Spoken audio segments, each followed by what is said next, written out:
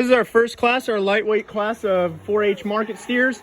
You know, it's always a risk whenever I judge these fairs when we get to the lightweight steers in the 4-H division, especially when we get to ones at about 1,000, 1,100 pounds. You got to ask yourself, are they packing an adequate degree of finish to be a fat steer, to meet the specs of modern grading standards and all the demands between the choice select spread and all the other things that our industry wants. I do have to say that I'm pleasantly surprised when you get your hands on these cattle, which that's how we're doing this, so I could explain the process.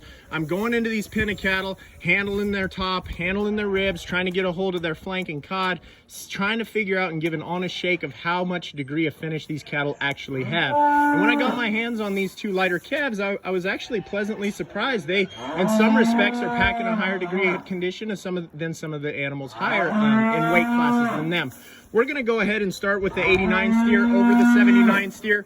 I think one that just has a lot more to him. He's longer sided. He's got more true retail product. He's wider stifled. And when you get up on him, he's got a nice top.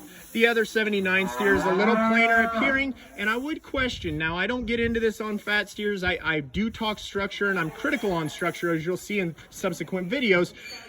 But I'm not one of these guys that says, yeah, he has sisters running around in the hills. It's a fat steer show, and we have to ask ourselves, are these cattle structurally correct enough to go on and be disassembled into protein for consumers? And I do believe that we have that here. If I'm critical of the 79 steer at all, though, the angle of his shoulder and the point of his knee, I'm concerned that he reaches out and drives with enough authority, especially if you were to get more weight on him. But like I said before, he does handle with a degree of finish, and I do believe he's going to grade. So a nice set of steers. We're going to start with the 89 and we'll be back with class number 2.